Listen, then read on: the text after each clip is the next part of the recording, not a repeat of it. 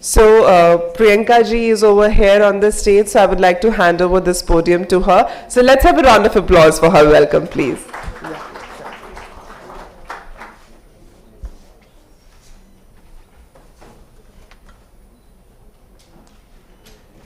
Good morning, everyone.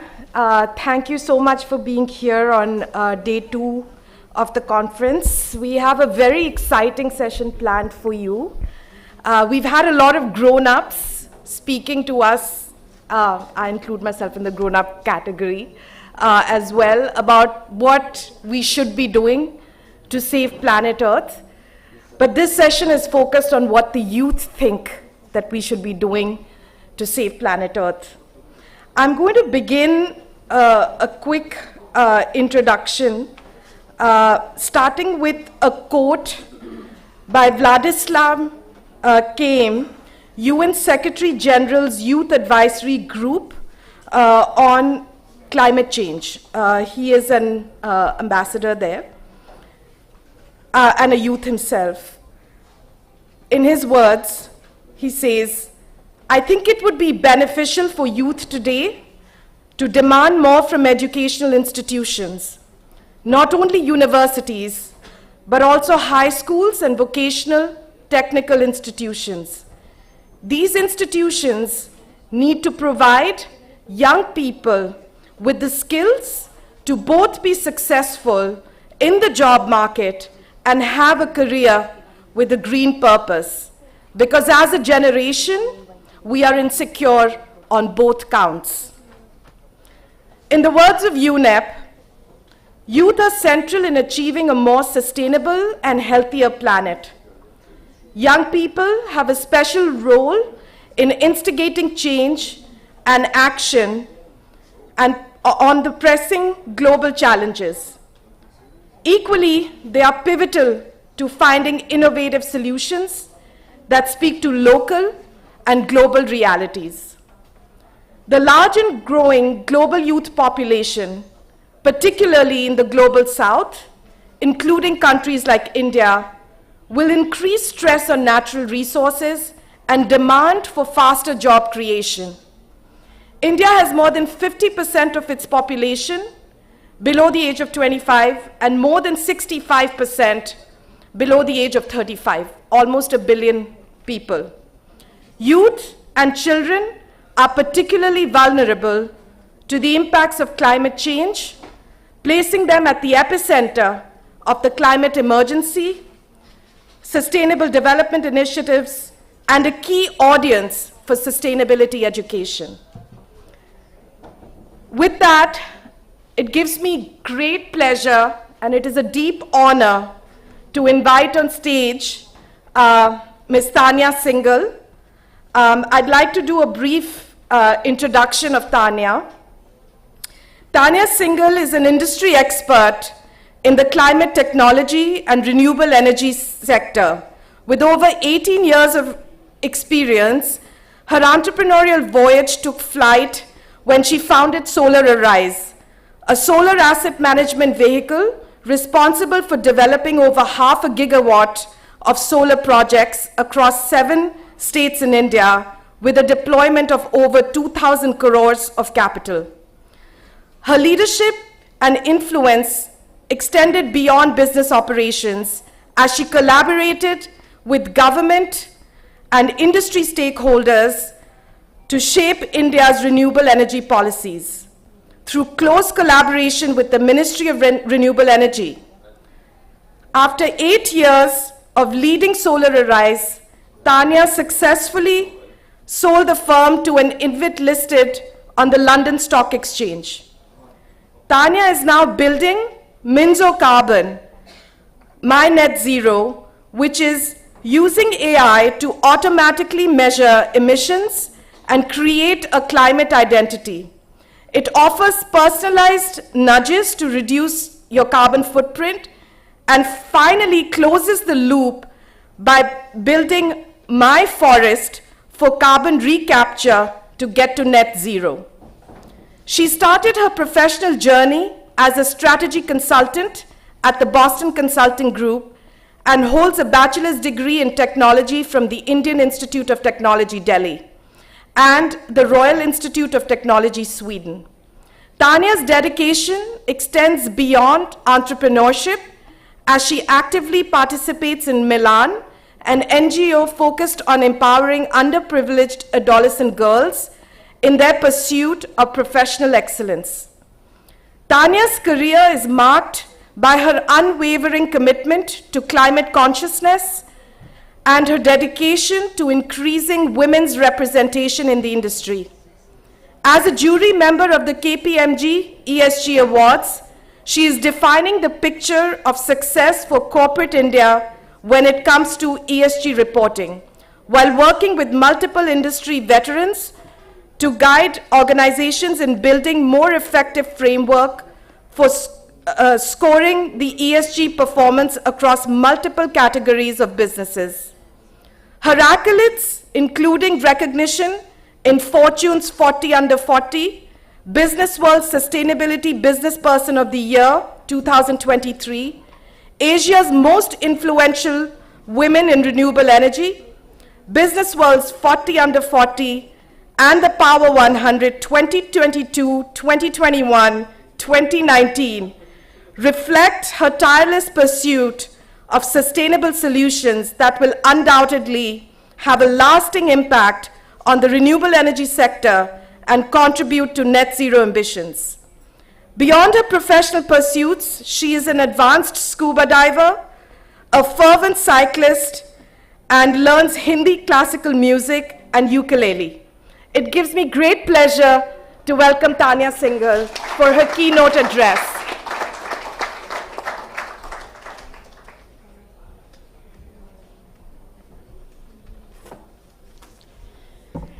Thank you, Priyanka, for such a nice, long introduction. For a moment, it felt like you've taken my whole life's journey and put it in words in a span of 5 minutes.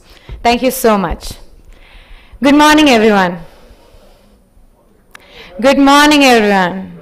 Okay, it's 9:30 in the morning. Let's get some energy in the room. Let's start with a fairy tale. I hope everybody has read The Goldilocks and the Three Planets. Let's compare Goldilocks to the Earth.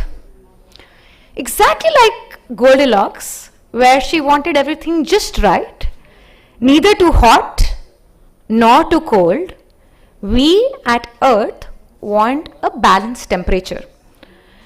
This is a planet where human beings thrive because we are at the exact right distance from the sun, neither too close, like the Mercury or the Venus, or too far, like the Jupiter or the Saturn. So we're at the just right temperature. We are lucky that we have an atmosphere which has gases like CO2, methane, which actually absorb and retain heat to create the just right temperature for us to thrive, for water to be available on this planet, for human beings to exist. But unlike those bowls of Goldilocks, this is not a stagnant temperature. Unfortunately, by the actions of what we as a human race are doing, we are emitting more and more greenhouse gases into the atmosphere. Whether it's by the travel we do, the petrol and diesel we burn, or it is by the fossil fuels which light these lights that are powering you, or the ACs that power the night, or is it the industrial revolution that is happening, the livestock that generates methane, the meat on our plate, like so many actions that we are doing is just putting more and more of these greenhouse gases in the atmosphere, and the temperature is no longer just right. It is becoming too hot. As it's becoming too hot, there are multiple catastrophic climate changes events that's happening. You know, all of us saw the heat wave that happened in the north of India earlier this year. There are some areas which have become super cold. Some areas are facing droughts, like you recently saw in Kerala. There are other places which are getting floods. And that's the balance that is going away. And that exactly, my dear friends, is the start of the climate change effects that we all talk about. But what is this climate change? I look at this as a fever that the body of the earth has got. A fever which is making everything hot. Now what happens when you get a fever? You just sit back and said, oh, I've got a fever, it must be because of this X person or it's that Y person and they need to do something. No. First you yourself say, let me find the cause of this fever. You say, oh, is it malaria? Is it typhoid? Is it a normal fever? Do I need an antibiotic? What do I need? You try to find a cause. That's exactly what we need to do for finding the earth's fever cause. We need to know each of our own carbon footprint. Unless we know what we generate, how can we reduce it? You know, a lot of people come to me, oh, work on your carbon footprint. But if I don't know the problem, how can I reduce the problem? How can I cure it? So the first step, and in today's technical world, you know, we all wear a smartwatch. This smartwatch doesn't ask us for anything. It automatically tracks our steps, tells us how to be healthy. So similarly, there's so many tools out there which can just automatically help you to know your carbon footprint and then help you to reduce it. But the first step is asking the question to say, how do I cure it? Now, when you know what you have to take for your fever, do you say, okay, the doctor will take this medicine, or will my parents will do this, or my sister will do it, or that RO which got me the problem will do it? No. You take the medicine yourself. You hydrate, you take water, you take action. And that is what is needed today. What are you doing as the individuals, as the youth of India? As Priyanka mentioned, the 1 billion, 65% of the Indian less than 35-year age population, what are you doing to take action? Sometimes we think, mere akele se kya hoga? What will one person do? And that's where I want to draw parallels on two examples that you would have heard all your life. Mahatma Gandhi, when he started to say, I will make my own salt, he did not start by thinking, I am going to get India into a revolution and mobilize millions of people. He started with say, I will just do my action and let the ripple effects follow. Greta Thunberg, when she said, I will not go to school on Friday and I'll stand in front of the parliament and say, this is a strike for climate, she did not think that she is mobilizing 1 million people. She was just doing her part. What are you doing? Are you being mindful of your own actions? Are you controlling what you emit into this planet, your space of being, which is getting heated up by what you are doing? You know, it's very easy to kind of ignore and say, how do my individual actions matter? But slowly, when you multiply this by 1 billion, you see that each of those small things you do have a much larger impact. You know, there is this song in Hindi, Boond boond se bharta sagar, drop by drop you fill the ocean, one step at a time you climb even the Mount Everest. And that's the journey that we all need to start today. And that journey starts first with mindfulness, of knowing, of accepting, of seeing things around you, and then taking action. Why do I say all of this today to you? And, you know, as the youth of our country, I think it's our time to roll up our sleeves and get to work. And there are 5 elements that are needed for it. First, awareness. Knowing there is a problem, where the problem lies, what is your carbon footprint, and working to reduce it. 2, skilling. Having the right skills. You know, whether it's green skills, green financing, renewable, or the right skills to be able to make a change. 3, using your voice to influence, whether it's your own parents, whether it's your friends, or whether it's the corporate you work with or the government, to create an advocacy, a change that you can, exactly like Greta Thunberg did. 4th, to innovate. You are the chat GPT generation. You know, at my time I used to Google. For any query, you now have multiple sources giving you the answer. You are the innovators. Innovate, think beyond. And 5, take action. These 5 elements, when they come together, the fever will go away.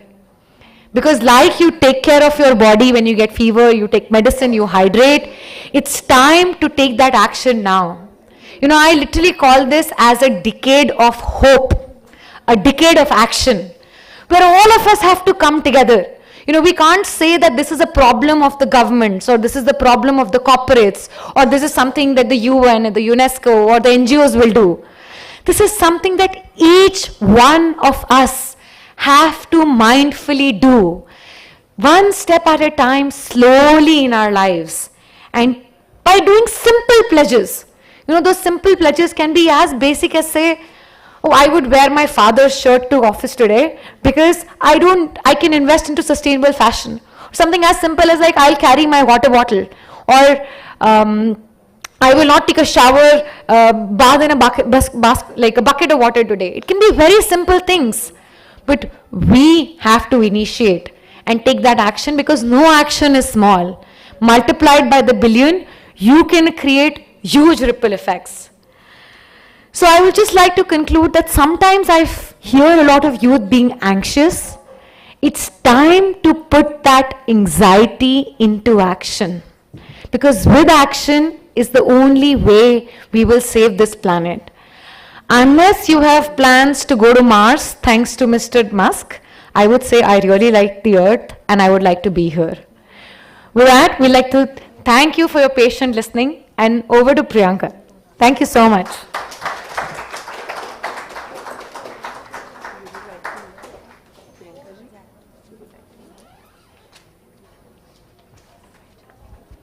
Thank you so much. You have really correctly mentioned that how we all can do this together, and yes, the energy of youth, which is very much overwhelming these days, that can actually help us to bring about that change we are talking about. So let's have this panel discussion now, and this panel discussion is on greening education. We are going to talk about the practical experience, challenges and opportunities impacting youth engagement in climate action. Yes, we are talking about climate action, not just the change, as we have spoken yesterday also.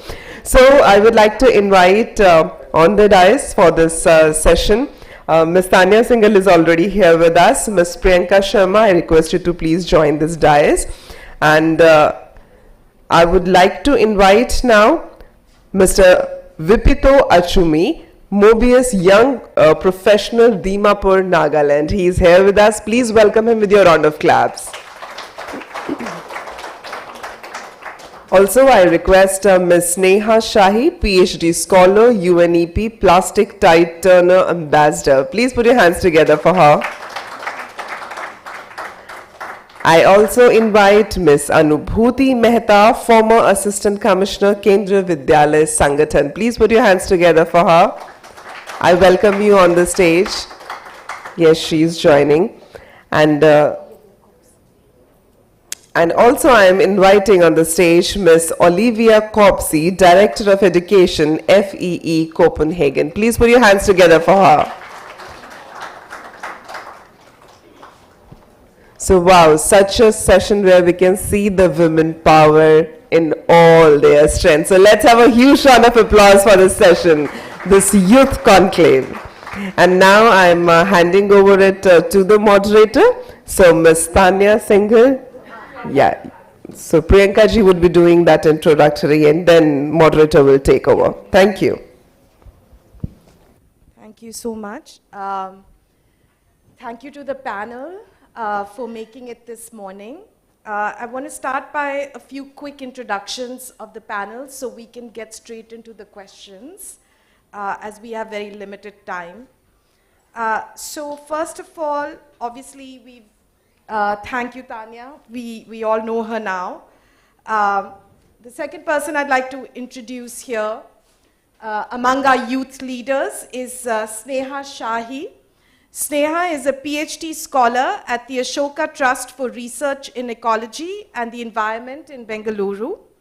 Sneha is one of India's 17 UN Young Climate Champions.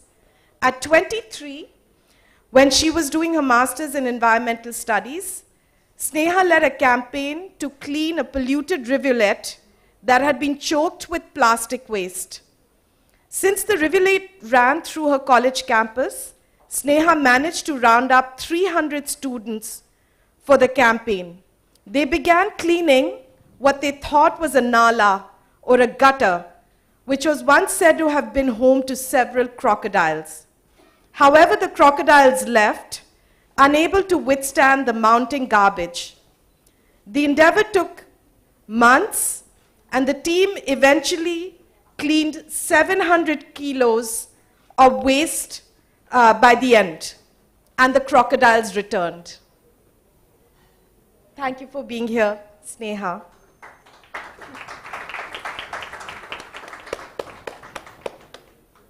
Our second youth leader on the panel is Mr. Vipito Achumi. Vipito is a fellow with Mobius's Young Climate Leaders for Himalayan Development Program. Vipito is a forestry graduate, and through the Mobius Fellowship, Vipito is imparting the Cambridge University developed Pani Pahar curriculum in 15 schools in Dimapur, Nagaland, which collectively has reached over 3,700 students in its first pilot year, with a green curriculum, and he has spearheaded a student-led community waste management program, which has now been adopted by the district administration locally. Vipito is a forestry graduate, as I mentioned. Through the program, he has now been exposed to agroforestry methods, indigenous forestry practices, documentation of those indigenous forestry practices, sustainable alternative livelihoods, and Vipito is also the General Secretary of the Lomti Students' Union. You must meet Jadav Payeng ji today. He's here, the forest man of India. I'm also, it's my great pleasure to welcome Olivia Kopsi, who is the Director of Education at FEE Copenhagen. FEE is a UN-recognized organization that has been at the forefront of green education and skill development, and is a partner for many schools and governments globally with respect to setting up green schools and curriculums. I think that Anubhuti ji is stuck in traffic, but I'll do a quick intro for her if she's able to make it. Anubhuti ji is has been a former assistant commissioner of the Kendriya Vidyalaya Sangathan and is now a consultant to multiple private and public schools and helps to develop green curriculums and green campuses nationally. I'm going to move on to the questions. Welcome to all the panelists. So my first question is to Tanya Singhal. Tanya is a pioneer in the green energy and net zero industry, and both as a student and now as an employer. Can you please provide your perspective on the talent and skill readiness of undergraduate, bachelor's degree, feel free to comment on comments as well, on masters as well, for the green economy and green jobs?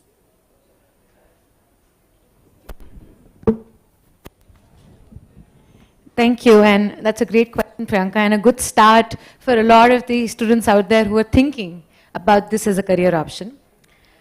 So let's look at some numbers. There are 35 million green jobs that are expected to come in India by 2047. But what do I mean when I say green jobs?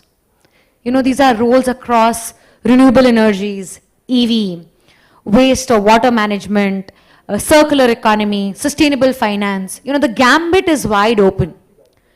Sometimes people think as green, as sustainability as CSR work or work which is done by not-for-profit agencies, and that's a myth.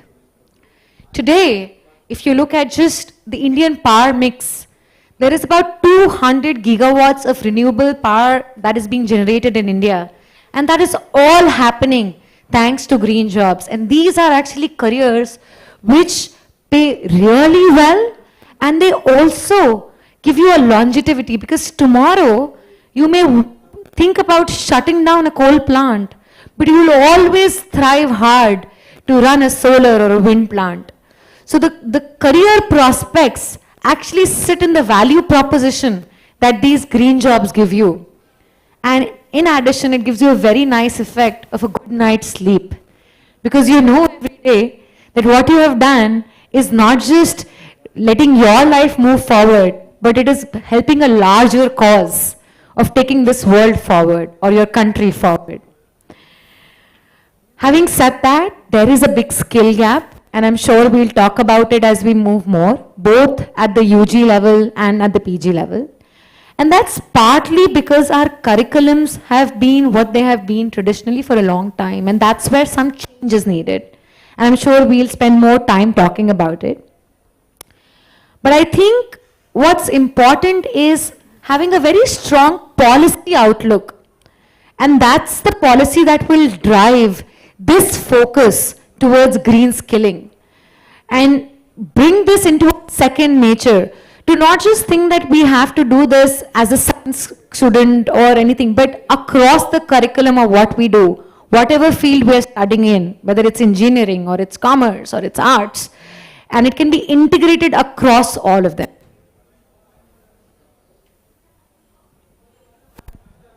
Vipito, my question to you. What motivated you to take on a green career path? And how could your school and bachelor's experience have been further improved to prepare you better for your chosen green career path? Thank you. So, to be honest, I'm just getting started on my green career path. All right. So, It's a little bit late. yes, it's a little late, yes. And that's what I want to bring up today, actually.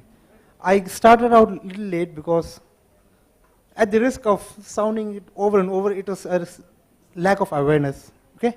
I grew up in a very good school with great education, and it fostered a love of nature. But I didn't think about taking up a green career path until I came back home and noticed the lack of care for the environment and for our forest back in Nagaland. Right? And it was only after I came back there and I saw all that, and I met our director, Dr. Atoho, that's when I found, okay, I could do this. I can help people. And even among the youth, I could help raise young climate leaders, because there's a severe lack of them everywhere. So that's what motivated me to get on the green career path. And like for how the school and undergraduate could have helped me was awareness, not just about the environment. There's plenty of environmental awareness going on. And I'm sure a lot of students and youth, they are aware of the issues with our environment. What they are not aware is how they can help professionally. So if we could raise awareness on the different green jobs and the potential, the scope for them, make it more of a mainstream option for them, that would have been much more helpful. Thank you. Sneha, same question for you. What motivated you to take a green career path?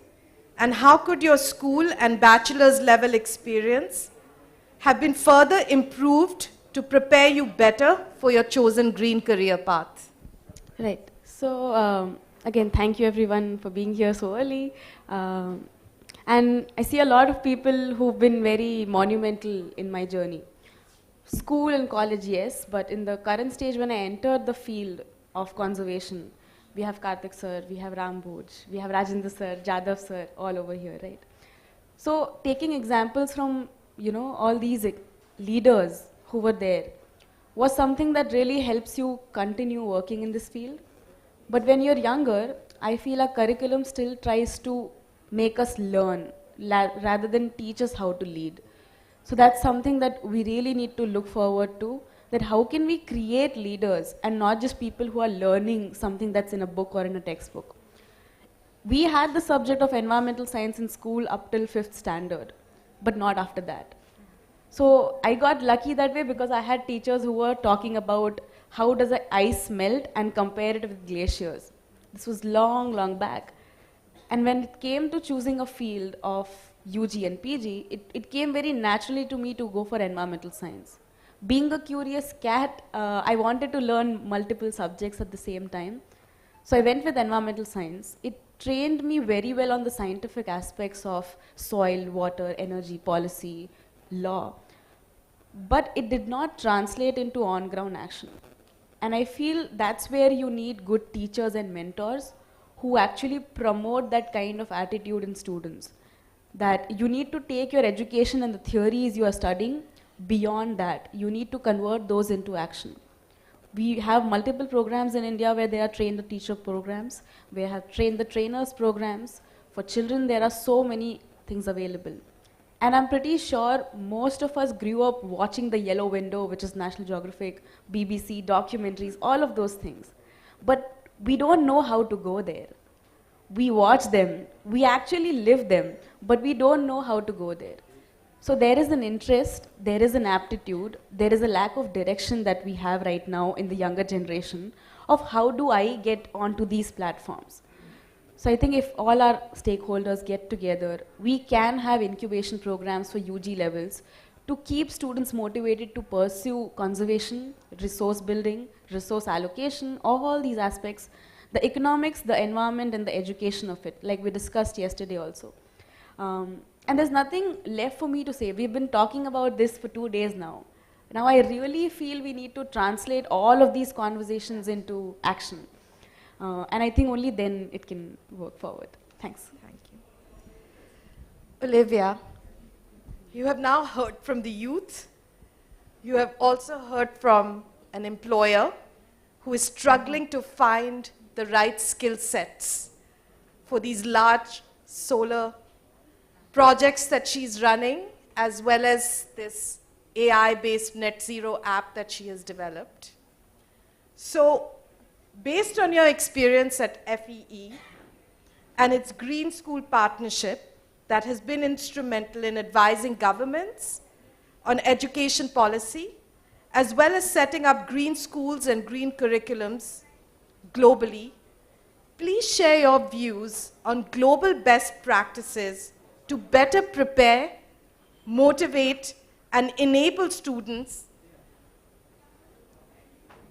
at the school and bachelor's degree levels for green careers. What are the best practices? Thank you so much. Well, thank you very much for inviting me to join the panel. I've really enjoyed the last couple of days, and thank you so much, Dr. Rambuj, for the invitation as well, and congratulations. But, it's wonderful to hear everything that's been going, that you've been doing. In particular, you know, this understanding and the focus on environmental careers at higher education level, the options that are open to you now, and the value that's put on those careers at higher education is something that's absolutely critical. You know, the opportunities to study environmental science, for example, or forestry. But I think also beyond that, at higher education level, almost as soon as young students graduate into higher education, they start to question, what is my worldview? You know, this is, we start to learn about ontology and epistemology, and what's my own worldview? What is my theory of knowledge? They start to be opened up to critical perspectives, critical realism, you know, let me think deeper and deeper what's causing the systems and the change that we're seeing today.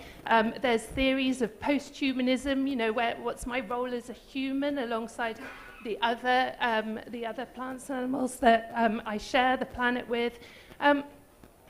They are starting to look at justice perspectives, you know, what's causing the the crises that I see around me in the world today? What are the historical perspectives and deep injustices that go underlying these, you know, the world systems of globalization? This is some very deep thought and a lot of soul searching that happens at higher education level. It feeds into the research that you choose to do. So from that you will start to perhaps look at how can my research get deep into these environmental and social issues that are affecting our planet and our lifestyle today in my own community or globally. So the learning that you're doing at higher education becomes really embedded in real-world situations. And the question I feel with education up to higher education level is why can't we start these processes sooner? You know, I think the opportunity through primary, even in secondary school certainly, is to start to think critically. You know, all of the things we've been talking about over the last few days, problem solving, a deep and thoughtful connection to the earth, you know, we need to establish this much earlier on. And there are some curriculums that are doing this. The International Baccalaureate is one example. They have the theory of knowledge, for example, and every student has to do a community service as part of their learning. So there are good practices around.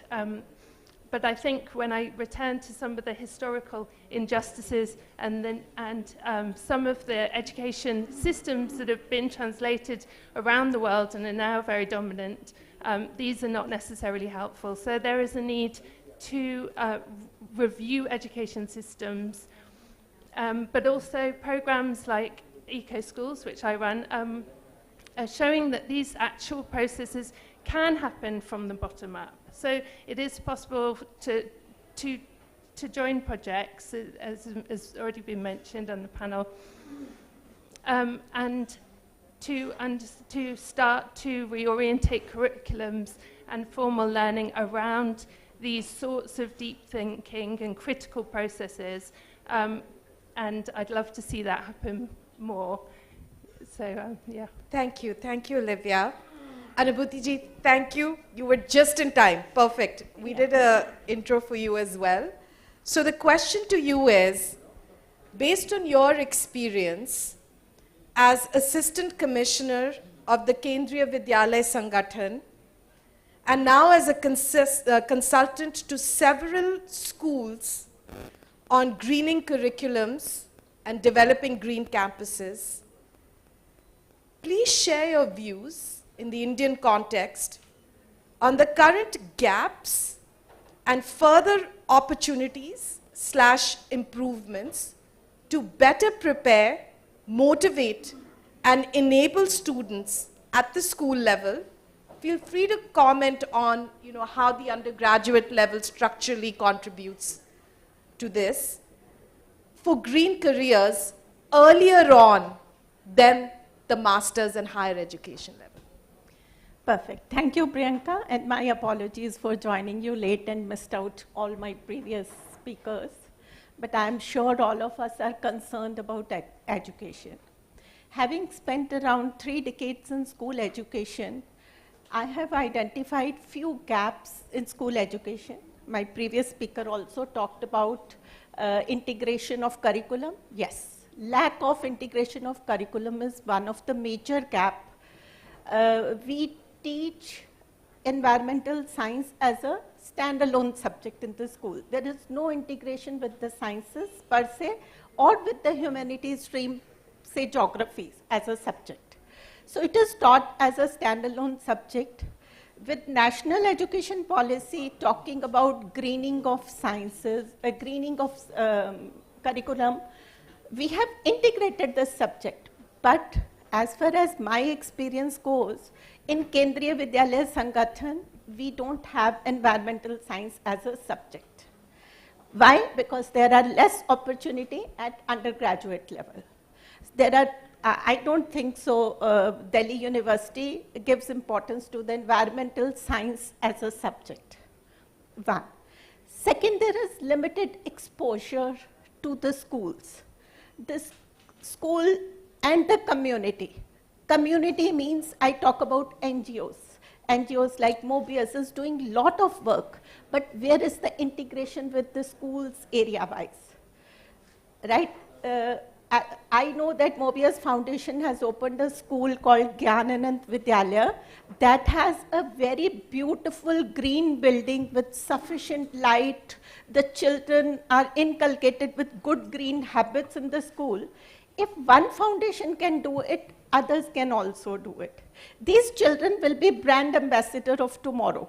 But unfortunately, the state boards and CBSE doesn't provide us environmental science as a subject. Third, I find we focus a lot on examination system. We talk about read the theory and do the exam. There is no exposure to the practical knowledge. For example, what comes to my mind first is every year we celebrate Earth Day. So Earth Day means reading a lecture in the morning assembly for 2 minutes and switching off the lights for 1 hour, green hour. That's what goes to my mind, or maximum you make a poster. But what does it, this gives you only awareness, that's all. This doesn't serve any purpose. So my concern is we must involve the nearby schools. NGOs must work with the community, involving the school children, the higher education, maybe, and the area-wise, the focused work should be done.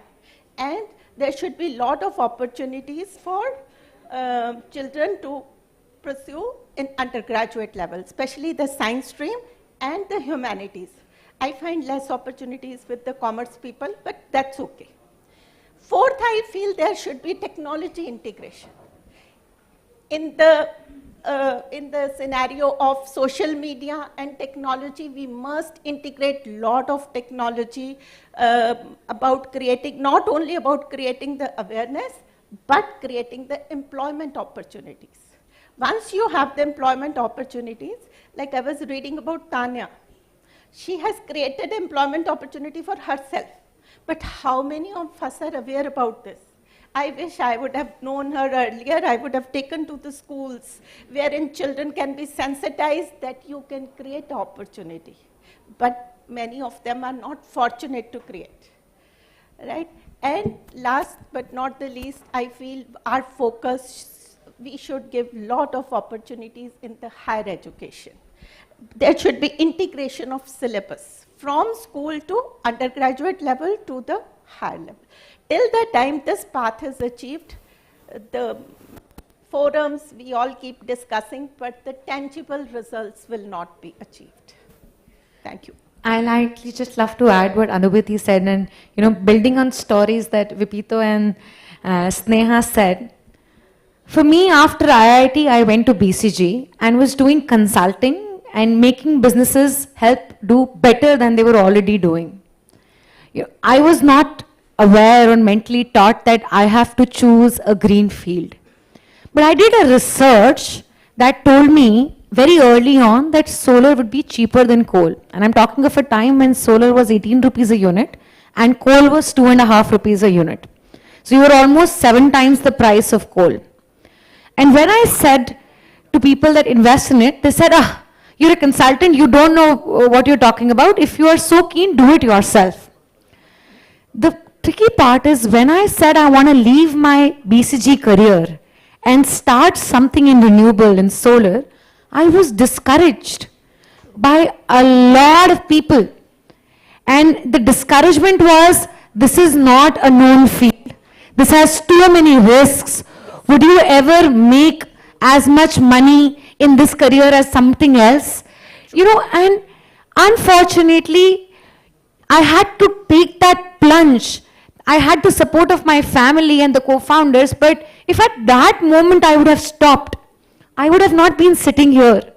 And all those people who had questioned me then, when I listed my firm on the London Stock Exchange and actually got an exit, came back and patted my back to say, oh, you are a visionary. You thought of this so early. That is so great.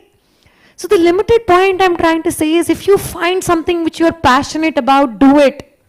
Don't wait that, oh, there's going to be next opportunity that will come which will be good. Will this make money or not? Because it's a misnomer that sustainability will not be a good career path. It will actually let you thrive if you do it well. But you need to plunge into it and let the old thinking change. Obviously, the 5 elements we talk about, which is skilling, awareness, innovation, action, they're important. But the first important thing is to take the step forward. And if I would have stopped then, I would have not been sitting here. So take that example. So I'll add it to further. We must share these success stories in the schools. You know, children must know that somebody has taken a step and sustained in this field. So that would be a very good thing to happen. Great. So I think this takes us to the concluding question that I'll pose to all of the panelists. It's a bit of a tragedy that Harvard University will recognize all the work that Indian students are doing in eco clubs and extracurricular activities, but Delhi University does not fully give credit for it. Maybe some colleges do, but not all colleges. The second aim, I think, should be that every young person should think of a green career as a default career option, their first choice. There is going to be no development unless it is sustainable. So all jobs are going to require a green mindset. And we need to build those skills early. My second question, concluding question to the panelists is, I'll start with you, Anubhuti ji. Your top recommendation, one at the school level and one at the college level, that would make an impact on readiness as well as motivation of youth to take on green careers. Priyanka, I feel our educators are not prepared to motivate children to take up green career. So first thing is, let's provide sufficient opportunities to the educators so that they talk about it at school level, motivate the children to take up this as a major subject. And apart from teaching it theoretically, there should be integration of practicals. It should be 50-50 or 60-40, whatever suits the board. But there should be adequate practical experience should be given to the children. I'll again give an example. In the schools, we celebrate Van Mahotsav, wherein we plant a tree. But we don't teach children how to nurture this plant so that it sustains. The child getting into a 6th standard should be given a plant, and next 5 years the child should ensure this grows and becomes a tree and read about it. In case it doesn't work, how to replant it so that a good sustainable habits are developed among the children, and that is missing. Thank you. Olivia, for you as well. Thank you. Thank you. I think the UN Secretary General at the Transforming Education Summit outlined a triple education crisis rather than, we've talked about the triple planetary crisis. He said there's a crisis of access when not enough children are still accessing school. There's a crisis of quality. When accessing school, the education quality isn't yet as it should be, and there's a crisis of relevance where children are not learning, getting the knowledge and the skills that are connecting to the real challenges that are affecting themselves and their families. And for me, this crisis of relevance is a really key one. And I think if there's one thing I'd love to see happen more in schools and in higher education, as I mentioned earlier, we see it a little bit more in higher education where students have the opportunity to explore real-world challenges that they are concerned about. But at school level, how can teachers find processes which enable their students to study the issues that are most relevant to them in their society. And I think we're going to learn later today about school safety and climate risk management. That's a key one. You know, what are the concerns that are happening not just at national level but at local level? How can we reorientate our curriculum so we can learn about those and involve local community members with the skills and knowledge to help to deepen that learning and come up with solutions together? I think that would be what I would love to see happening at school level too. I'll just repeat the question one more time to keep it fresh. Sneha, your top recommendation, one at school level and one at the undergraduate level, that would make an impact on readiness as well as motivation of youth to take on green careers earlier than they are doing right now. So generally when we talk about environmental education for children and in high school, it's pretty late by the time they understand or even hear the term sustainability, environmental sciences. What are these SDGs that we've been talking about for so long? So I think courses which are not elective need to be put in there.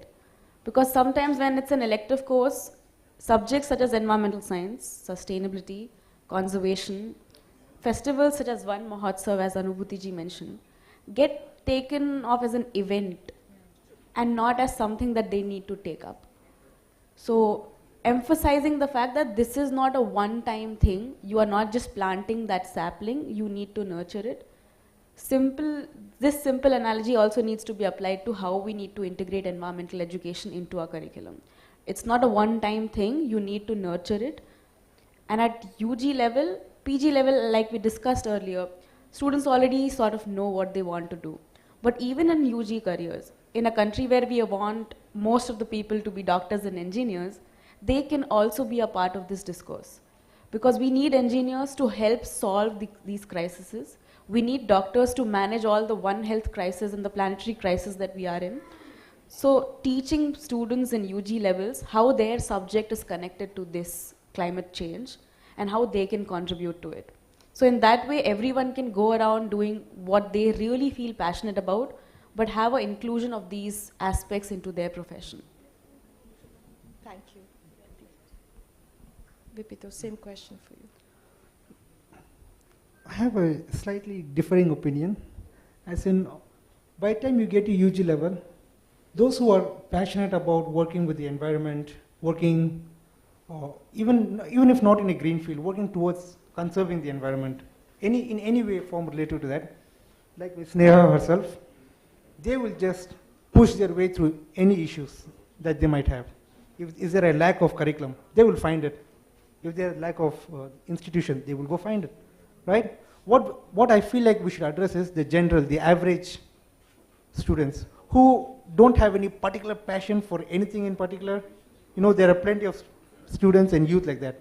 They like things, they don't hate things, but they're not particularly passionate about it either, right?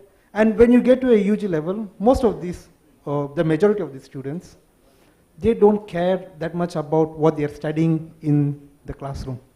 The courses they attend, the electives that they take, they don't care very much about that. They're just there for the marks.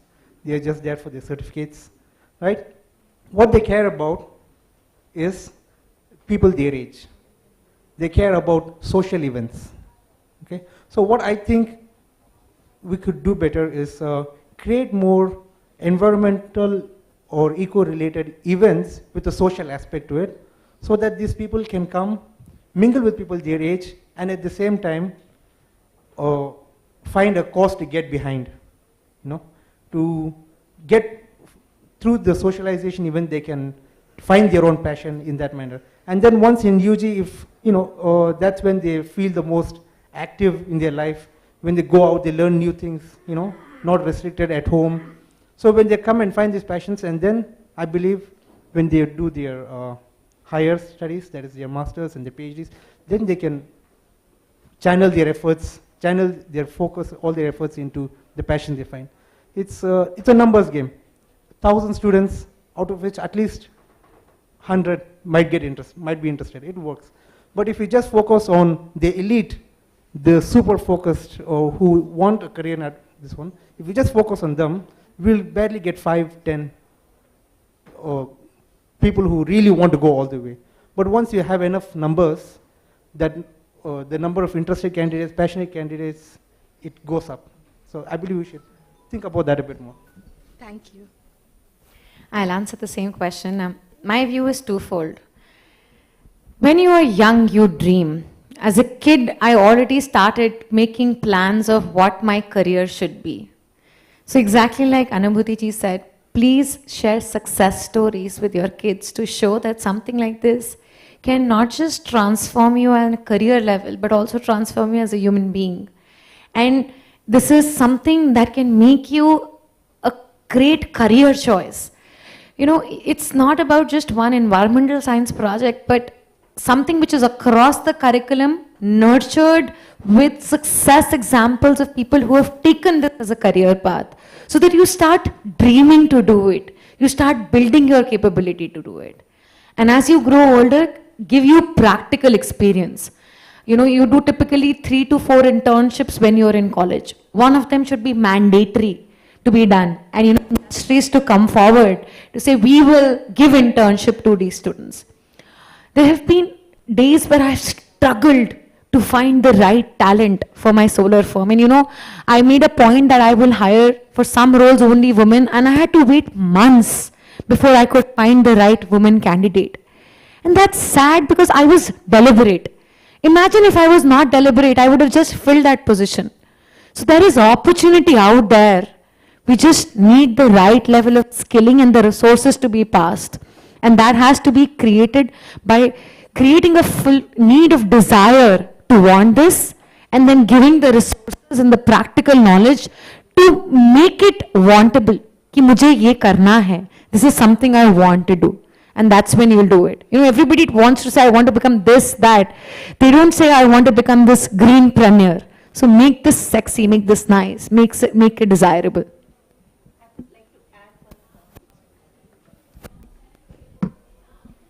Priyanka, in your question, you talked about Eco Club, and none of us commented on that. I respect the opinion made by Vipito that school children not necessarily be sensitized on all these things. But like Eco Clubs, you know, it will meet the fait accompli. Eco Clubs, we all are given some grant by the government to do the activities, so those become as activity only. Nothing is reflected neither in the report card, not in your portfolio, nor considered as an extra grade for undergraduate program. So that is a very critical point. When I mentioned earlier, I didn't complete my sentence. Harvard University will take that Eco Club experience and give you credit in the admissions process. But it is going to be more difficult for Delhi University to give you credit for admissions criteria for all the work that you did at Eco Clubs or internships related to the environment. True, true. So it's very important to integrate this in school education as well. Thank you so much to the panelists. We are very, very grateful for all of your comments. And audience, thank you. Questions? Okay, so we have to end in 10 minutes, so then we have some time for questions, because panel is over. Yes, can someone give the mic around? Good morning. Thank you so much for a great session today. I'm Karunakar Reddy. I'm from Hyderabad. I'm a founder for Igniting Minds. My question is for Mrs. Tanya. See, what we discussed today about how we can put about the career options for the next few generations or something like that. Tanya, what we have a personal experience, we are talking about how the world is going to be 2047. I'm concerned about how was yesterday, because we don't have time. So we need to talk, and even we need to work on an action to. For example, we are working with the Forest Man of India. He is not a graduate. He'd never gone to the school.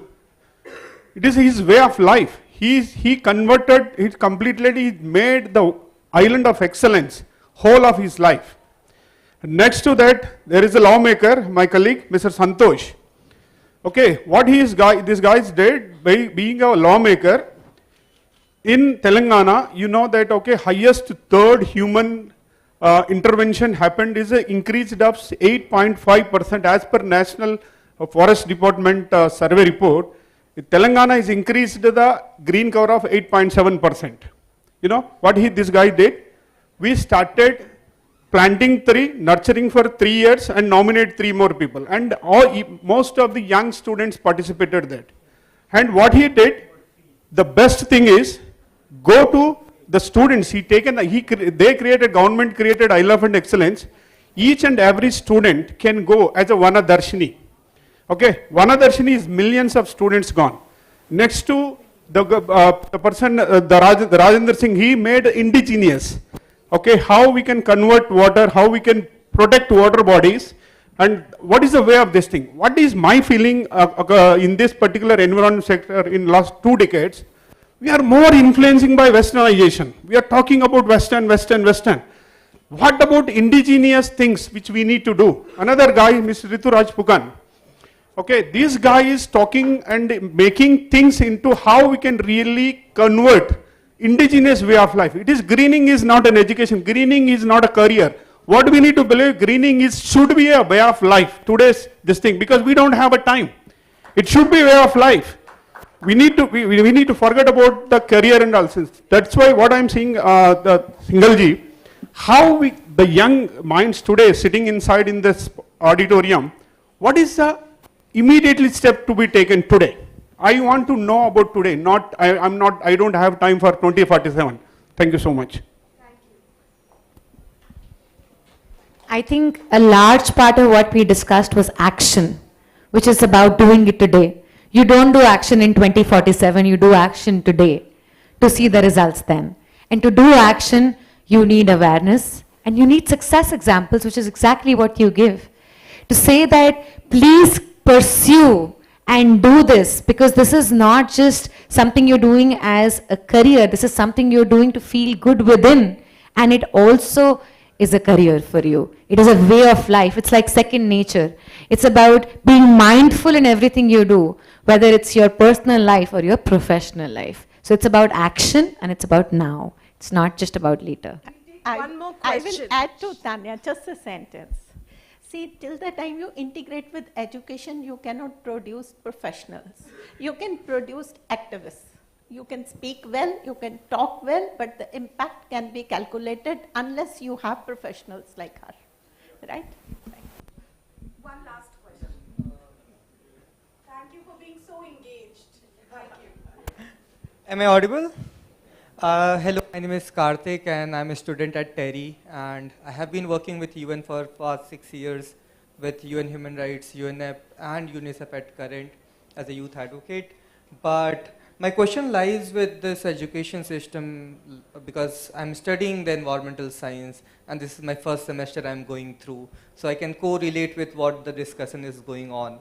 But let me tell you the pain of studying the environmental science once we graduate, right? A lot of my friends are in top firms and big companies, ESG consultant, working on carbon credits and green credits.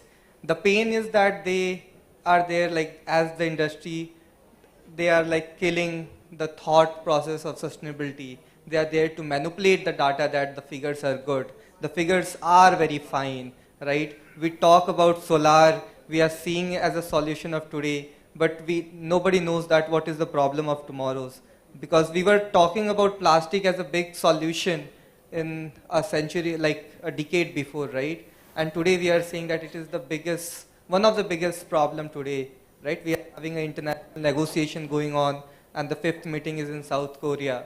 So how the forecasting is on the one part, that the solution we are talking today may and might not turn a problem of tomorrow is one. Second, that while we are talking on education, inspiring and lot of other things, I have talked to thousands of people, 130 schools. The problem lies that in the hunger, right? If there's no food, we cannot talk about nutrition, as the quality was one of the point which was raised. So those some basic of things are being met at the primary level and to the UG level, how this narrative where we as an inspired being are studying for a cause, but once we transform into the industry, we are expected to work on the objective of the company, that things should be glorified, things should be done in a certain way or manipulated in a certain way, white labeling and greenwashing. So I would love to hear the opinion on that. Thank you. Tanya can answer that, and then we have to move on to the exciting Youth Forever Awards. So, to answer your question about starting for the students a little late, whether it works, what we in our Himalayan development program we're doing with Mobius is we are identifying climate leaders from a young age. We are starting them from primary. That is not, we are not charting out a career path for them and saying you will become this, you will become that. But we identify them and we provide help, guidance on how they can pursue a path in green fields, right? And I want to also merge with your question from earlier. We are also working on merging indigenous traditional knowledge systems, especially in the Northeast region, since we are based there right now. We are merging them to shape policy laws to combat use of plastic usage, especially single-use plastics, right? So we are merging the traditional use, because back then, we know we didn't have plastic, right? But people still managed. So how? We are merging all those practices, and we know we didn't pollute the environment to stop the river from flooding us, right? So what did we do differently? So we are trying to merge that with our modern systems so that we can answer the problems for the best of both worlds. And I'd like to add to your questions with ethics. You can't say I'm doing the good thing, but I will do all the tricks and trades which are non-ethical in that good thing. I will do related party transactions, I will rotate money, I will charge margin, I will do greenwashing, I'll plant something at one place, next year go and plant something the other thing. Doing green doesn't give you the license of being unethical. If you're unethical, you can be unethical in any business, whether it's running a coal plant, whether it's running a school, or whether it's running a green business. Ethics comes first. And no education, whatever you do, will ever teach you that you can compromise ethics to be green. So the people who are doing that have just not got it right. Because doing something the wrong way is the easy way out. You do it when you're afraid to take the right path. Because the right path is longer, it is more troublesome, it is more painful. You see more failure. And the shortcut looks nice, but doesn't make you get the same place. So ethics is the first thing, irrespective you're doing green or not green. That was so nice. Thank you so much. And you have rightly mentioned, when we are talking about a shortcut, so we need to understand the person who is taking a shortcut, either he is shooted out or shorted out. So we have to take up the right path, and yes, that's a conscious decision that we all have to take. So now, as the eminent panelists are over here, we would like to felicitate them. I would like to request Dr. Ram Bhuj to please come on the stage for this felicitation. Please, sir. So we'll start with the felicitation of Ms. Priyanka Sharma from Mobius Foundation. Yeah, please do come over there. So I'll request you to please felicitate Ms. Priyanka Sharma. Yeah. Next to Ms. Tanya Singhal, founder and director, Minzo Carbon. Thank you so much for being here with us. Mr. Vipito Achumi, Mobius Young Professional, Dimapur, Nagaland. Thank you so much for being here in this 6th ICSE. Ms. Neha Shahi, PhD Scholar, UNEP Plastic Tide Turner Ambassador.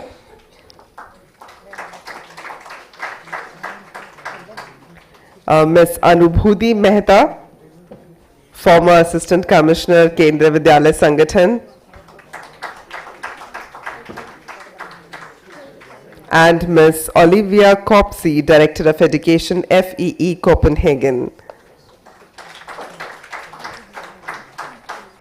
It was lovely to have all of you on this platform. Thank you so much. And let's have a photo op together, please. Let's have a group photograph. So I request Priyanka ji also to please join in for this group photograph. Ram sir, please do join in.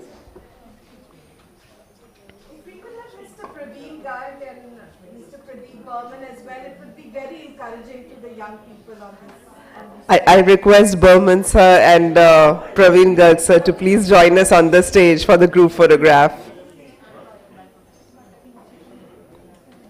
So let's welcome them with your round of applause, please.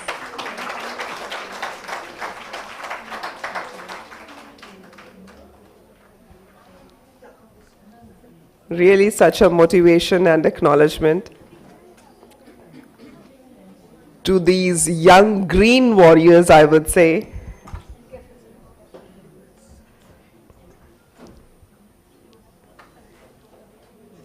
Now this is what we call a living frame with the legends, and of course the ones who are not just looking forward to the future but also having the foundation of yesterday.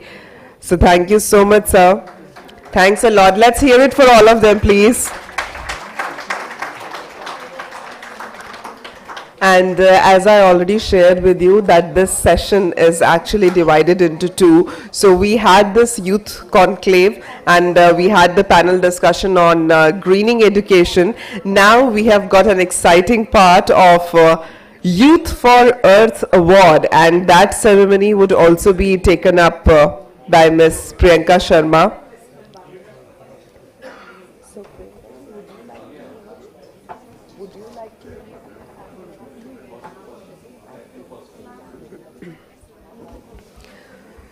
So as we are now on the path of Youth for Earth Award ceremony, I would like to invite the panelists over here on the stage. Yeah, there are two of them whom I would like to invite.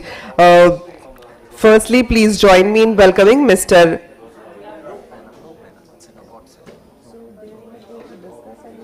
No address at all.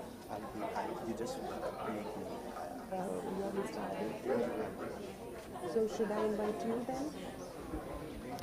So now for this award ceremony, I would like to request Mr. Bhavesh Swami, Lead Clean Energy Policy and Engagement, CRP, to please take over the stage for the award ceremony. Please put your hands together for him.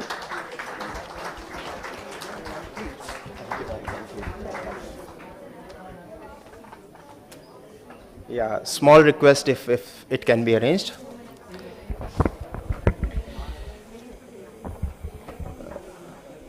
Good morning, friends.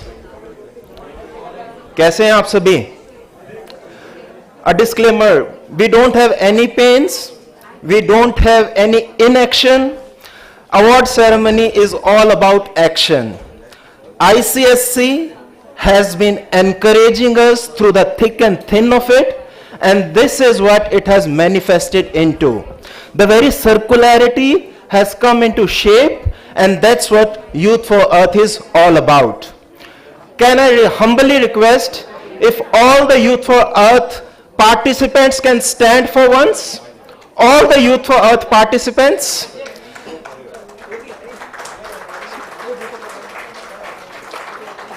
Winners are aplenty, but participation matters, and this is what it is all about.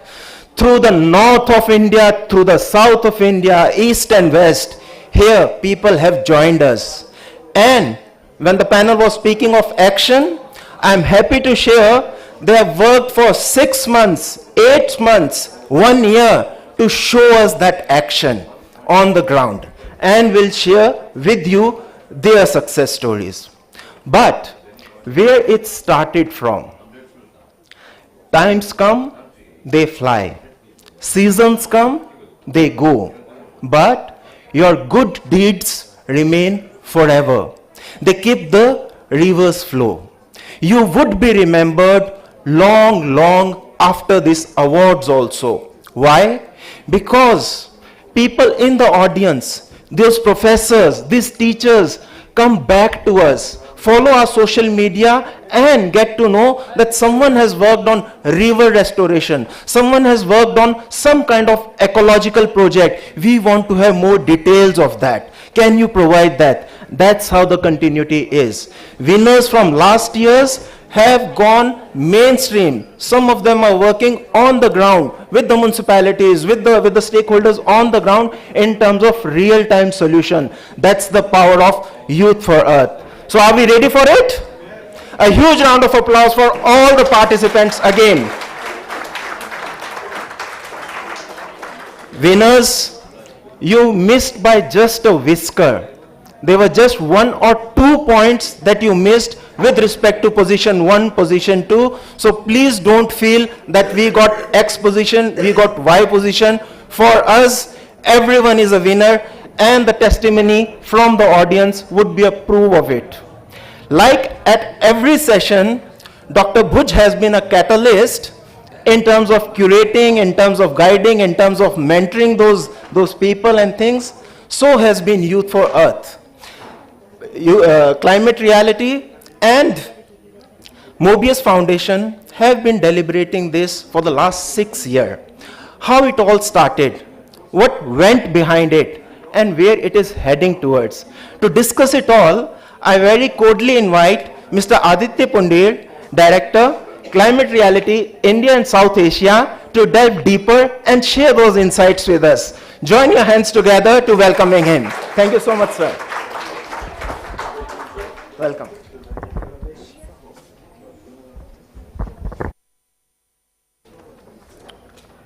Good morning, friends, and congratulations to all the winners today. And the participants, I would say, as Bhavesh rightly said.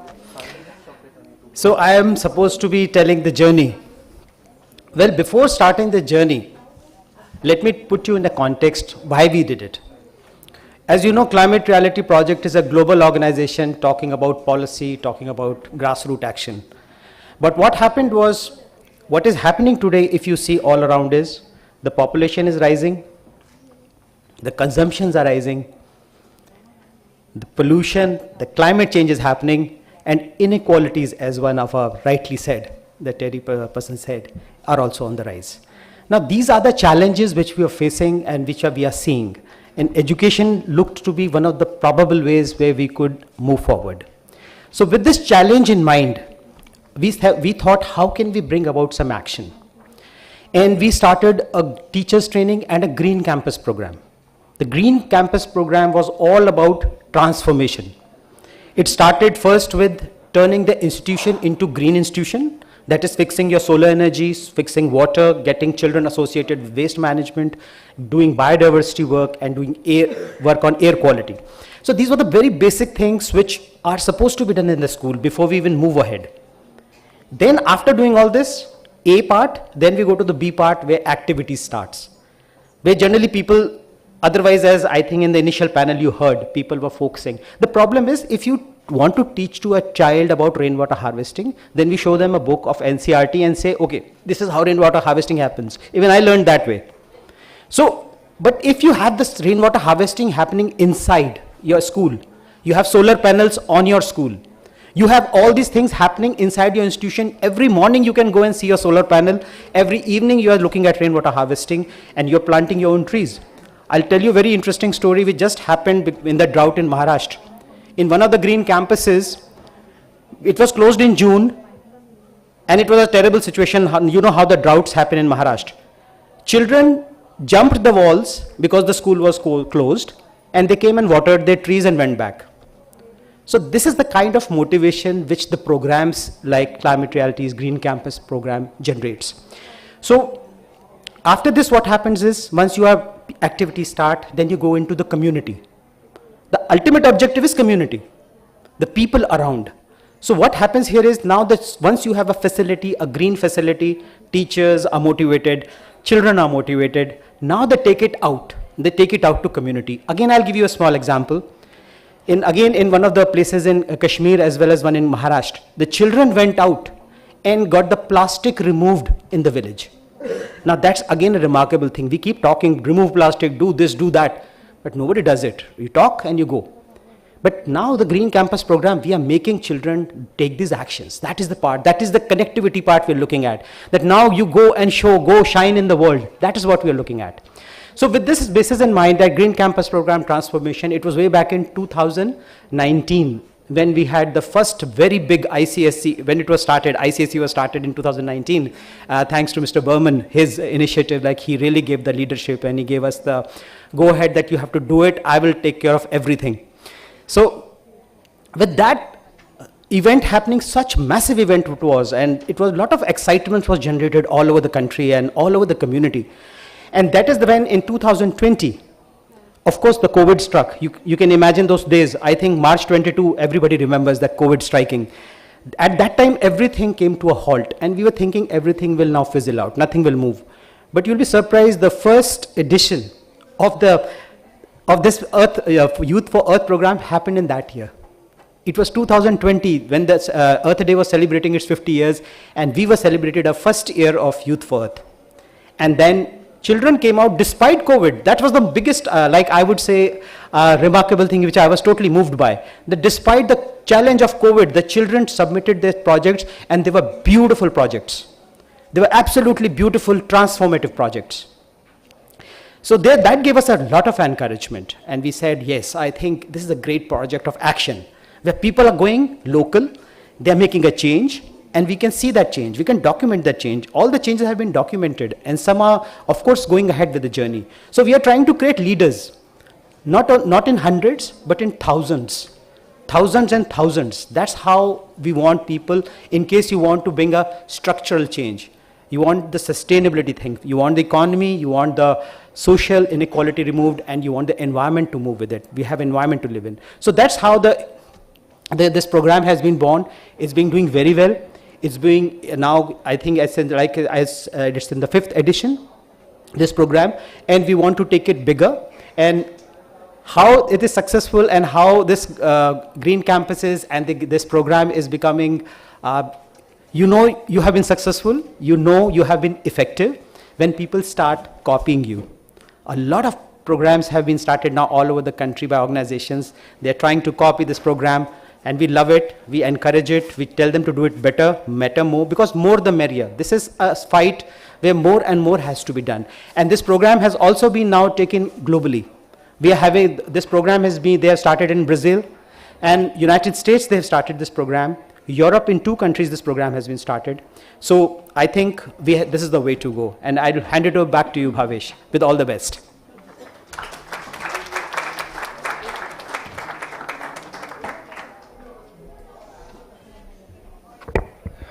Thank you, sir, for explaining it so nicely to us. And yesterday there was a poetry session going on, and I hope everybody appreciated that. So if you allow, can I have some 4 lines on environment? So, like you are traveling to a mountain side, you are going to Shimla, you are going to Kashmir or Vindhyas, and the mountain is speaking to you as a human being. The poem is in Hindi, but I'll translate it in English as the need be. पिछली बार भी आया तो तू यहाँ, खड़ा था सामने मेरे, नीचे था मुझसे, क्यों तुम्हारे कद छोटे से नजर आते हैं मुझे, क्यों तुम छोटे से रह जाते हो, आओ हाथ पकड़ लो मेरा, चढ़ आओ मुझ पे, mountains don't allow you to conquer. They invite you, they embrace you. You go to Nepal, you go to Mount Everest, and they say, we are not coming here to conquer the mountain. Mountain is embracing us. आओ हाथ पकड़ लो मेरा, पसलियों पे पाँव रखो, ऊपर आ जाओ, शक्ल तो देख लो तुम्हारी, बड़े हो गए हो परंतु फिर भी छोटे से लगते हो, दूर से देखते हो तो मेरी चोटियां भी तो नहीं पहचान पाते, वो छोटी छोटी तुम्हें नजर आती हैं, मुझे भी तुम उसी तरह छोटे छोटे नजर आते हो। मेरे सनोबर देखो, सनोबर आर पाइन्स, मेरे सनोबर देखो कितने ऊंचे कद हैं उनके, तुमसे दुगने तुगने 10 गुना तो होंगे, 20 फीट 30 फीट। उम्र देखो इनकी, तुमसे बहुत बड़े हैं, सदियां जीते हैं ये, कहने को कह देते हो तुम, परंतु इज्जत नहीं करते, इसीलिए शायद तुम्हारे कद छोटे रह जाते हैं। अकेला नहीं हूं मैं, तुम्हें लगता है ना, अकेला नहीं हूं मैं, जितना तुम समझते हो, तुम ही हो भीड़ में रहने वाले, फिर भी तन्हा तन्हा लगते हो। भरे हुए जब काफिले बादलों के जाते हैं यहां से, जप्फी पाके मिल के जाते हैं मुझसे, पांव छू के जाते हैं दरिया भी विदा होते हैं मुझसे इसी तरह मिलके। मौसम मेहमान है मेरे, आते हैं महीनों रह के जाते हैं, अजल अजल की बातें करते हैं मुझसे। और तुम लोगों की उम्रें तो देखो, ईगो के इश्यूज में तुम रह जाते हो, शायद इसीलिए तुम्हारे कद छोटे रह जाते हैं, इसीलिए तुम्हारे कद छोटे रह जाते हैं।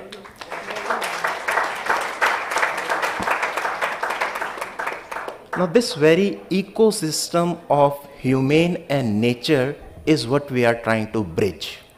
The very Youth for Earth projects are working in this very direction to bring about positivity for Mother Earth. And now I straight away take you to this journey. Please join hands in terms of welcoming the first consolidation prize, which is in the junior category, project 404. Video please.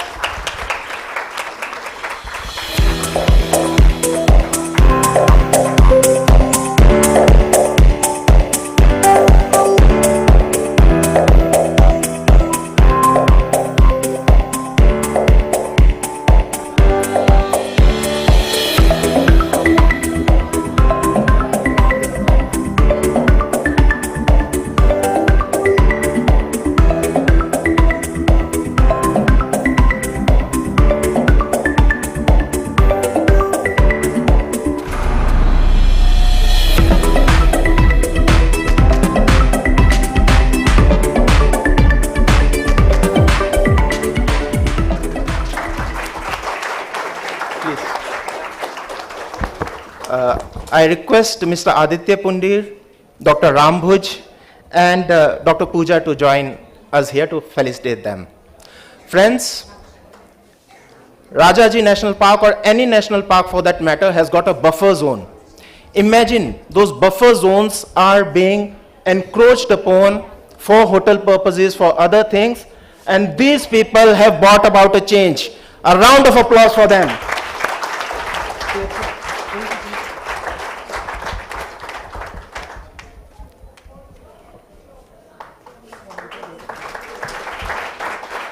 ये बाद में देखो।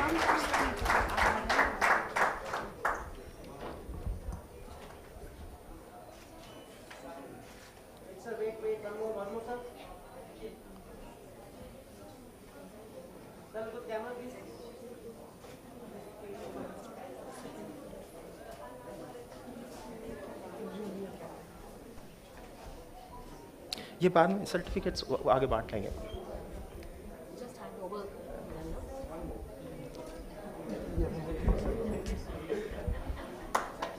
Thank you, thank you. Thank you, ma'am. We request Dr. Rambhuj and Aditya ji to please stay. Another consolidation prize, Project Srishti. Please, big round of applause for Project Srishti.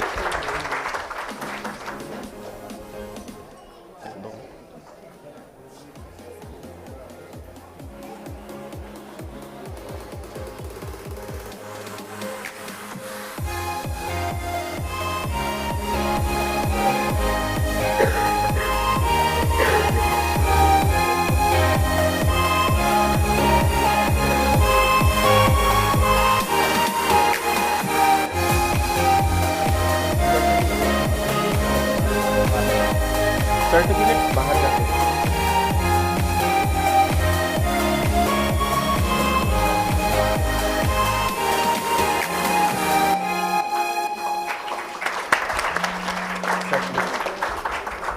Come, students. I'll also request Mr. Rituraja Jadhav Pyang ji to please join on the stage to felicitate them. तालियां तो बजा दो दोस्तों।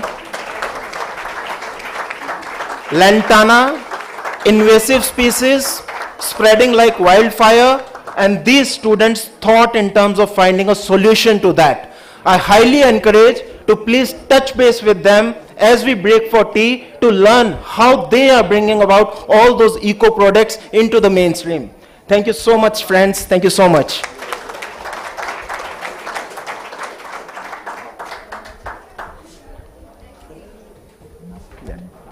You are? We need you.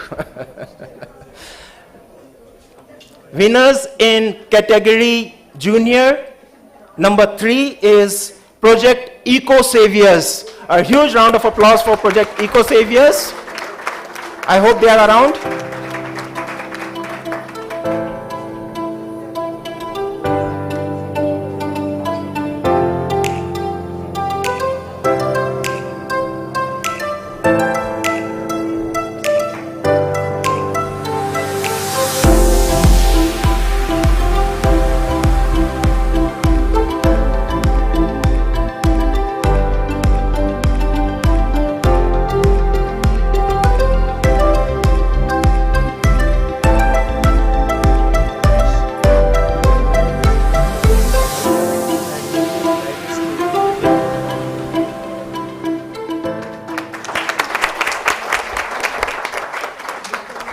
We see these things on Facebook, on Twitters of the world.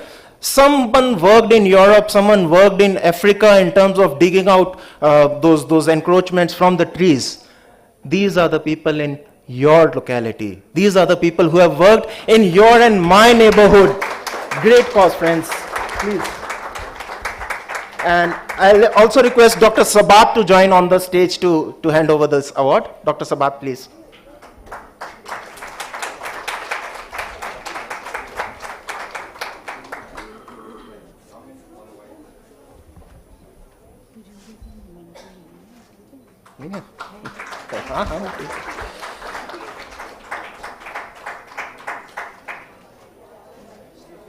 Thank you, team. All power to you. Thank you, Dr. Sabat.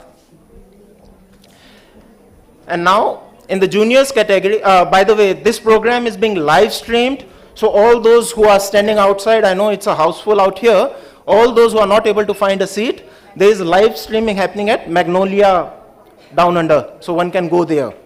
Next, in the junior category, number 2 is Project Vayu. Please welcome Project Vayu.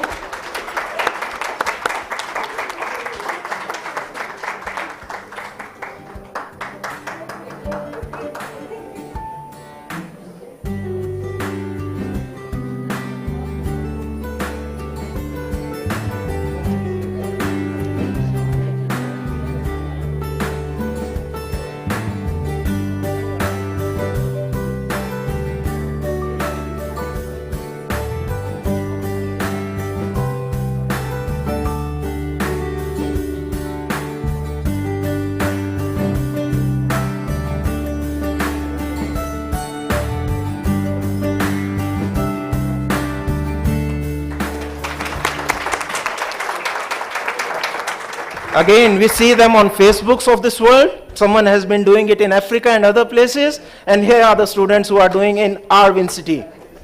Great, great. I'll request Mr. J. Santosh to join in, please.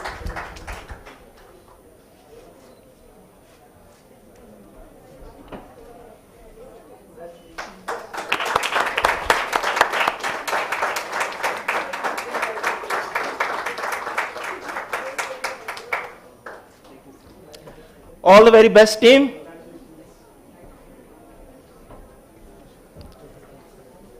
And now the winners in the junior category. They are not more than 15 years old. And let me tell you, they are changing the world. The project you'll see at least mesmerized me. Project Krishi Kalyan.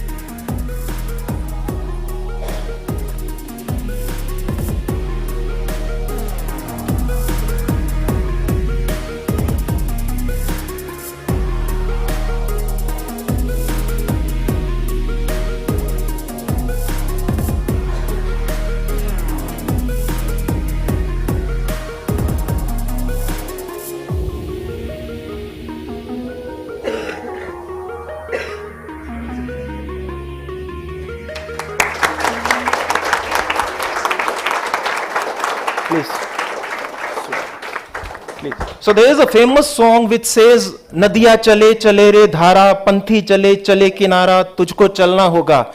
At least किसानों को नहीं चलना होगा, because solution is coming to their field now. Congratulations team.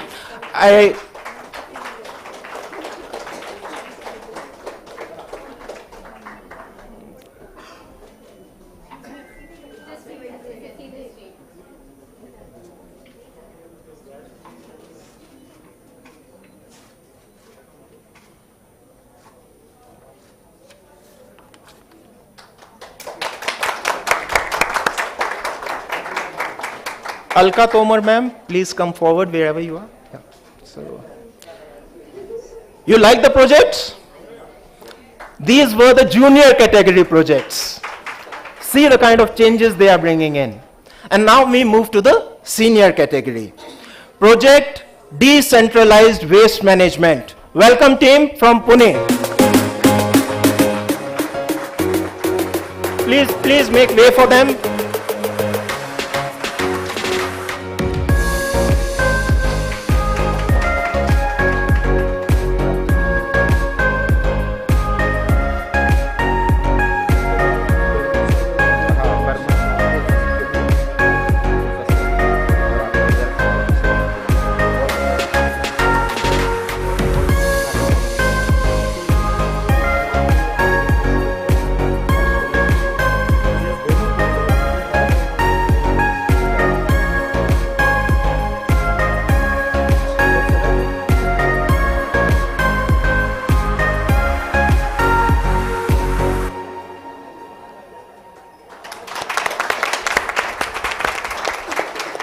We see waste management projects done in silos.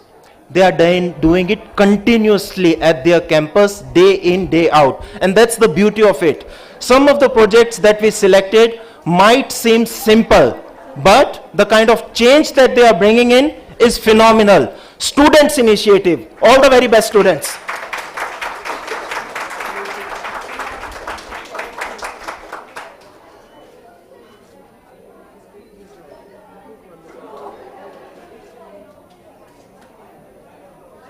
Thank you so much.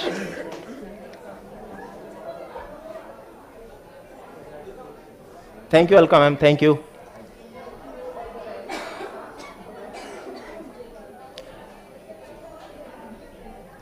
To honor next, Dr. Bano, please, and Dr. Harsh, please come on the stage.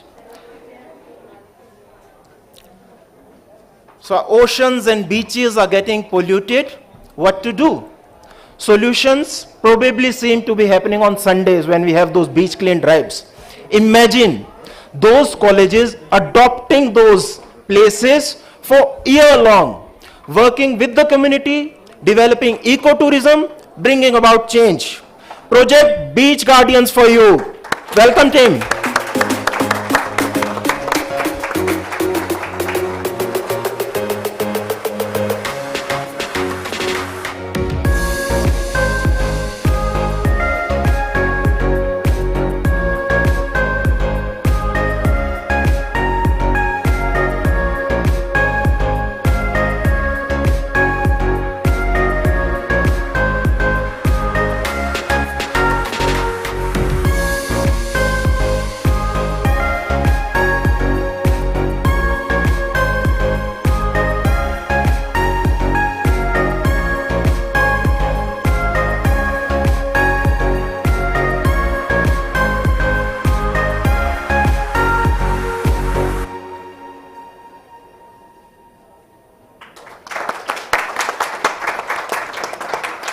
Great initiative team.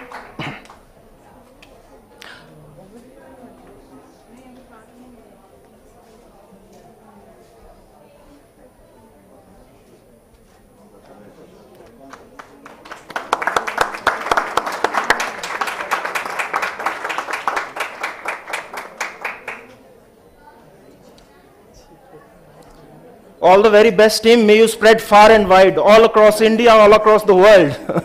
A huge round of applause for them, friends. for the next awards, can I very humbly request Kartike Sarabhai and Dr. Parveen Garg to please join us?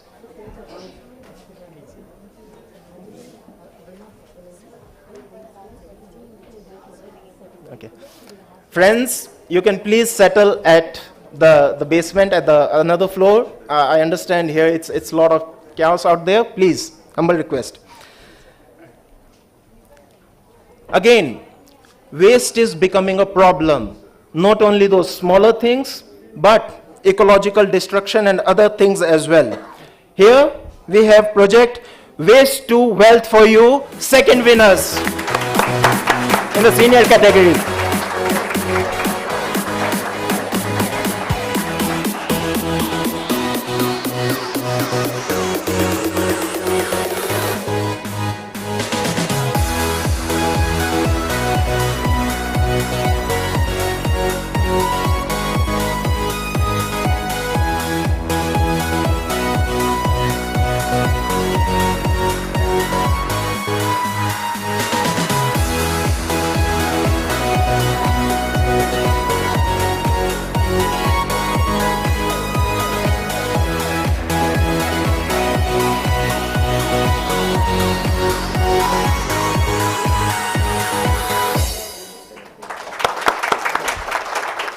Friends, this project might seem simple to us, but the continuous ongoing engagement is something that matters.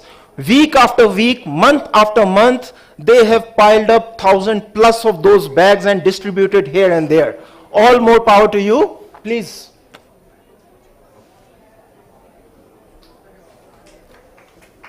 तालियां बजती रहनी चाहिए.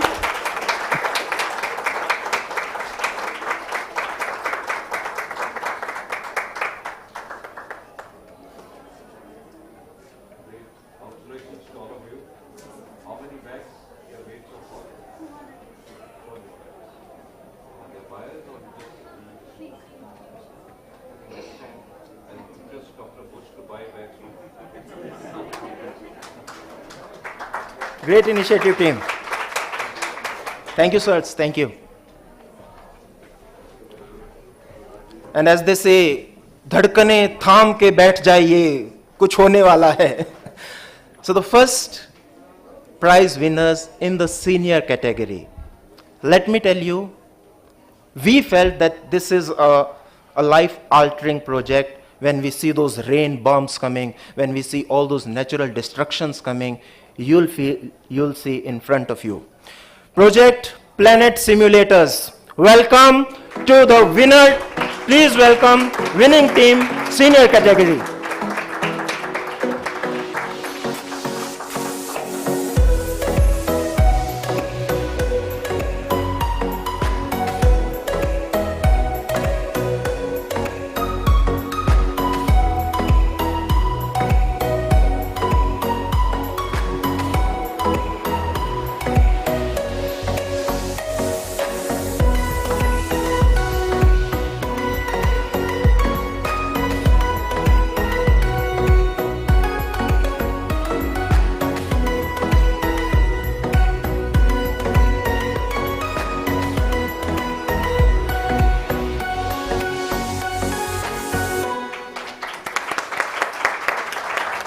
And to give away this award, I'll humbly request Dr. Berman to please join us on the stage, sir. Please, a huge round of applause for him. So friends, we all have seen those Mumbai floods and Bengaluru floods. Imagine their kind of project if can tell us beforehand where the water is flowing and if something can be done onto that part. Congratulations, team.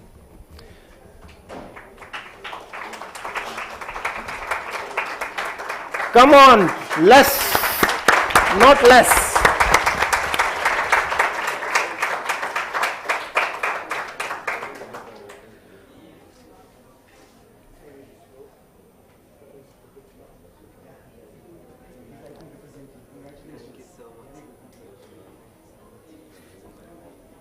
Thank you, thank you. More power to you. Sir, just a moment. We have one more award.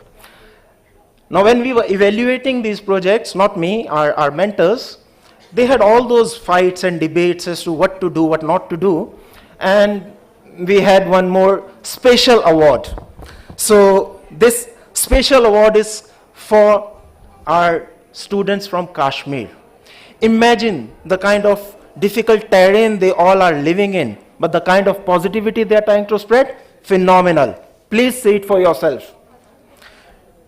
Team Project Resource Revival for you.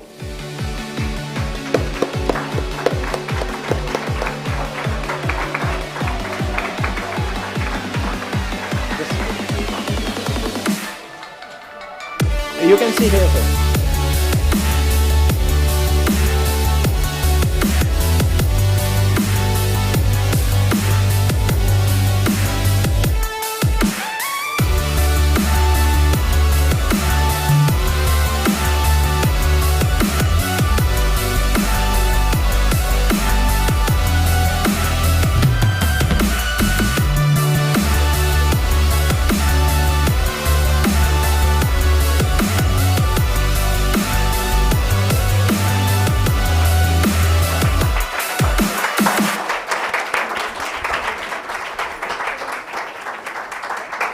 Welcome, team. So our mountains are again chalked, but see the beauty again, day in, day out, they are bringing in positivity. A huge round of applause for them, friends.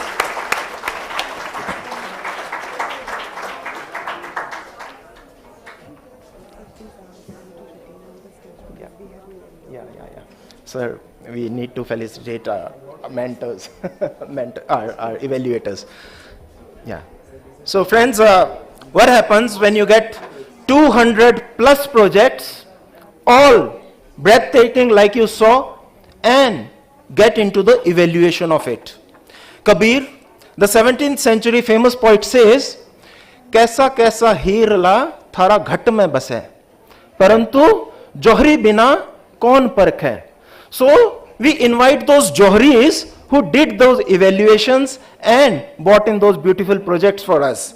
Dr. Sabat, Dr. Alka Tomar, Priyanka Mishra ji, Pooja Chopra ji, Shuha Tabil ji, Neha Ganguly, Tanveer Bilal ji, Madhu Bhatnagar ji. All those who are present may please.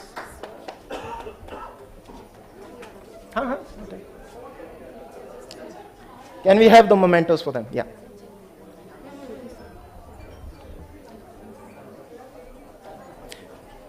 We need to name them warmly.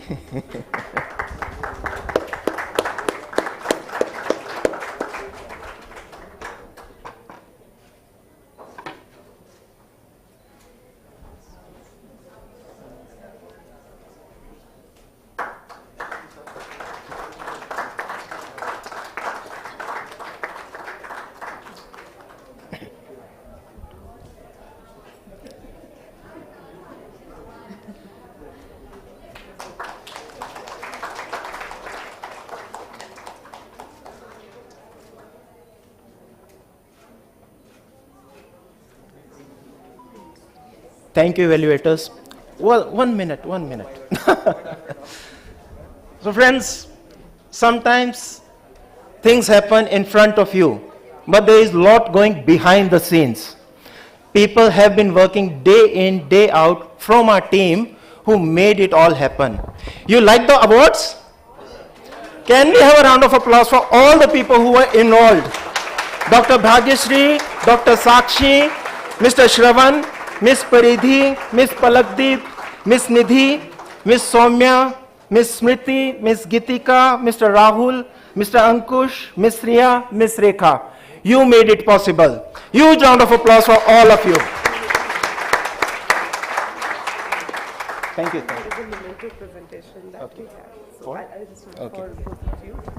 So since we have Burman sir on the stage, so we would like to present a gratification from our side in a form of memento. So I request Burman sir to please present this memento to Mr. Aditya.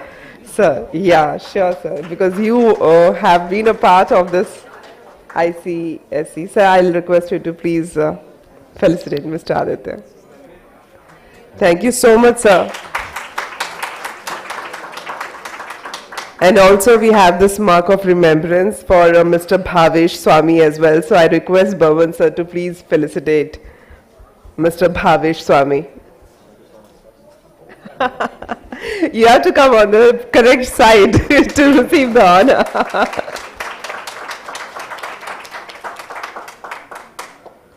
Thank you so much, sir. Thank you so much. It was so much encouraging. Thanks a lot. Thank you. Look forward to welcoming you for the next edition. Be prepared with more projects. Thank you so much. Thank you so much. Thank you so much. And with this is a time for a quick tea break, and after the tea break we'll be joining here for our next sessions, and it is going to be a fireside chat. So please be aware, it is going to be really interesting because satellite channel is also involved into that. So we are going to have that fireside chat with Mr. Burman after this tea break. So see you on the other side of the tea break. Right after 10 minutes we'll be back here again. Thank you.